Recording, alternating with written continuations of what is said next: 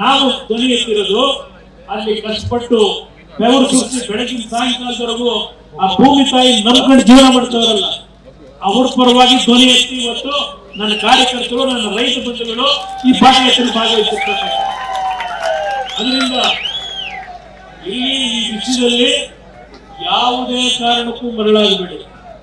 ಇವತ್ತು 3 ಕೋಟಿ ಅಂತ ಘೋಷಣೆ ಮಾಡವ್ರೆ, ಅದೆಲ್ಲ ಇದು ಕೊಡಪ್ಪ ಫೋನ್ ನಲ್ಲಿ ಆನ್ ಮಾಡ್ಕೊಡೋದನ್ನ ಕೇಳಬೇಕು. 2 ಕೋಟಿ ನಿರ್ಧಾರ ಮಾಡಿ 3 ಕೋಟಿ ಕೊಡ್ತೀನಿ ಅಂತ ಹೇಳೋದಕ್ಕೆ ಯಾವ ಆಧಾರ ಇದೆ? ಯಾರು ತೀರ್ಮಾನ ಮಾಡೋರು? ಇಲ್ಲಿ ಈಗ ಒಂದು ಸಮಿತಿ ಮಾಡೋರಲ್ಲ, ನಿನ್ನೆ ಒಂದು ಸಮಿತಿ ವರ್ಷ ಮಾಡಿದ್ರಲ್ಲ ಈ ಪಾದಯಾತ್ರೆ ಹಿನ್ನೆಲೆಯಲ್ಲಿ, ಯಾರೋ ಒಬ್ಬರು ನಿವೃತ್ತ ನ್ಯಾಯಾಧೀಶರು, ಆ ನಿವೃತ್ತ ನ್ಯಾಯಾಧೀಶರ ಮುಂದೆ ಇದೇ ಈಗಲ್ಟನ್ನೋರು ಹೋದ್ರಲ್ಲ, ಕೇಸ್ ಹಾಕೊಂಡು ಹೋದ್ರಲ್ಲ, ಅಲ್ಲಿ ಏನಾಯ್ತು ಅರ್ಥ ಮಾಡ್ಕೊಳ್ಳಿ. ಯಾವೊಂದು 70 ಎಕರೆ ಖರಾಬ್ ಭೂಮಿ ಇತ್ತು, ಆ ಭೂಮಿನ ಇವತ್ತು ಆ ಒಂದು ವ್ಯಾಪ್ತಿ ಒಳಗಿದೆ, ಒಳಗೆ ಅಂತ ಹೇಳಿ ಹಿಂದೆ ಇದ್ದಂತ ಕಾಂಗ್ರೆಸ್ ಸರ್ಕಾರದಲ್ಲಿ ಎಕರೆಗೆ 12 ಕೋಟಿ ನಿಗದಿ ಮಾಡಿದ್ರು. 948 ಕೋಟಿ ದುಡ್ಡು ಕಟ್ಟು ಅಂದ್ರು. ಎಕರೆಗೆ 12 ಕೋಟಿ, 10-15 ವರ್ಷದಿಂದ.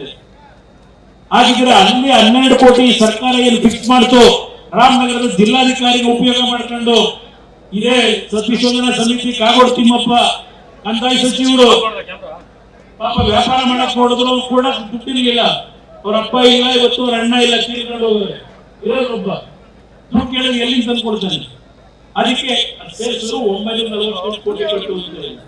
ಅಲ್ಲಿ ಅವ್ರ ಹತ್ರ 12 ಕೋಟಿ ಕರಾವಳಿಗೆ ಎಕರೆಗೆ ಫಿಕ್ಸ್ ಮಾಡಿದ್ಮೇಲೆ ಏನಪ್ಪ ಶಿವಕುಮಾರ್ 2 ಕೋಟಿಯಿಂದ 3 ಅಂತ ಹೇಳ್ತೀವಿ ಅಲ್ಲ, ಪರಿಣಾಮ ರೈತರಿಗೆ 3 ಕೋಟಿ 10 ವರ್ಷದಿಂದ 12 ಕೋಟಿ ಫಿಕ್ಸ್ ಮಾಡಿದೀಯ ನೀನೆ.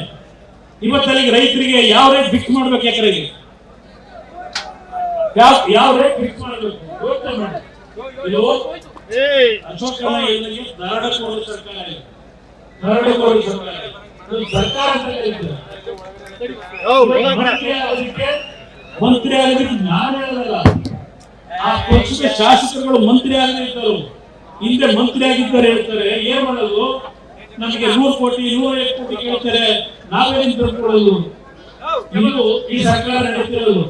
ಇವತ್ತು ಆ ಮಂತ್ರಿ ಆಗಲು 100 ಕೋಟಿ 50 ಕೋಟಿ ಕೊಟ್ಟು ಮಂತ್ರಿ ಆಗಿ ಯಾರ ತಲೆ ಹೊಡಿಬೇಕು? ನಮ್ಮ ರಾಜ್ಯ ಜನತೆಯ ತಲೆ ಹೊಡಿಬೇಕು, ಅದು ಸಂಪಾದನೆ ಮಾಡಬೇಕು. ಇದು ನಡೀತಾ ಇರ್ತಕ್ಕಂಥದ್ದು. ಅದರಿಂದ ಈ ಹೋರಾಟ ಇವತ್ತು 2 ಪಕ್ಷಗಳು ಸೇರಿ ಅಶೋಕ್ ಅವರು ಇವತ್ತು ನಮ್ಮ ಜೊತೆಯಲ್ಲಿ ಮತ್ತು ಹಲವಾರು ಬಿಜೆಪಿ ಸ್ನೇಹಿತರುಗಳು ಇದ್ದೀರಿ. ಇವತ್ತು ಒಟ್ಟಾಗಿ ಇಂಥ ಒಂದು ಬ್ರಹ್ಮಾಂಡ ಭ್ರಷ್ಟಾಚಾರದ ಸರ್ಕಾರವನ್ನು ಕಿತ್ತೊಗೆಯಲಿಕ್ಕೆ ಇವತ್ತಿನಿಂದ ನನ್ನ ತಾಯಂದರು ಯಾವೊಂದು ನಿರಂತರ ಹೋರಾಟ ಮಾಡಿದ್ದೀರಿ. ನೀವು ಈ ಒಂದು ಫೌಂಡೇಶನ್ ಹಾಕಿದ್ದೀರಿ, ಬೈರಮಂಗಲ ಭಾಗದ ನನ್ನ ತಾಯಂದರು ಸಹೋದರಿಯರು. ಈ ಫೌಂಡೇಶನ್ ಅಷ್ಟು ಸುಲಭವಾಗಿ ಈ ಸರ್ಕಾರ ಕೆಡವಲಿಕ್ಕೆ ಸಾಧ್ಯ ಇಲ್ಲ. ಮುಂದಿನ ದಿನಗಳಲ್ಲಿ ರೈತ ಪರವಾದಂತ ಈ ನಾಡಿನ ಹಲವಾರು ಸಮಸ್ಯೆಗಳಿಗೆ ಪರಿಹಾರ ತರತಕ್ಕಂತ ಒಂದು ದಿನವನ್ನ ಕಾಣ್ತಕ್ಕಂಥದಕ್ಕೆ ಇವತ್ತಿನ ಪಾದಯಾತ್ರೆ ಯಶಸ್ವಿ ಆಗ್ತದೆ. ಹಲವಾರು ಭಾಗದಿಂದ ಬಂದಿದ್ದೀರಿ, ಸಾಲ ತಡ ಆಗಿದೆ, ಮುಗಿಸಬೇಕು. ಪಾದಯಾತ್ರೆಯನ್ನು ಶುರು ಮಾಡಿ ಏನು ಕೊನೆಯ ಘಟ್ಟಕ್ಕೆ ನಾವು ಹೋಗ್ಬೇಕಾಗಿತ್ತು, ಇವತ್ತಿನ ದಿನ ಅಲ್ಲಿ ಹೋಗ್ತಕ್ಕಂಥದಕ್ಕೆ ನಿಮ್ಮೆಲ್ಲರ ಸಹಕಾರ ಕೊಡಿ. ಎಲ್ಲಾ ನನ್ನ ಪಕ್ಷದ ಹಲವಾರು ಭಾಗದಿಂದ ರಾಜ್ಯದಿಂದ ಬಂದಿರತಕ್ಕಂಥ ಎಲ್ಲ ನನ್ನ ಅಣ್ಣ ತಮ್ಮಂದರು, ಹಿರಿಯರು, ನನ್ನ ಸಹೋದರಿಯರು, ತಾಯಂದರು ಎಲ್ಲರಿಗೂ ಮತ್ತು ನನ್ನ ಬೈರಮಂಗಲ ಭಾಗದ 8 ಗ್ರಾಮದ ನನ್ನ ರೈತ ಹೋರಾಟಗಾರ ಮಹಿಳೆಯರು, ತಾಯಂದರು ಎಲ್ಲರಿಗೂ ನಾನು ನನ್ನ ಕೃತಜ್ಞತೆಗಳನ್ನ, ಅಭಿನಂದನೆಗಳನ್ನ ನಿಮಗೆಲ್ಲ ಸಲ್ಲಿಸಿ ಈ ಒಂದು ಪಾದಯಾತ್ರೆಯನ್ನು ಪ್ರಾರಂಭ ಮಾಡೋಣ ಅಂತ ಹೇಳಿ ನಿಮ್ಗೆ ಹೋಲಿಸಿ 2 ಮಾತು ಹೋಗುತ್ತೆ.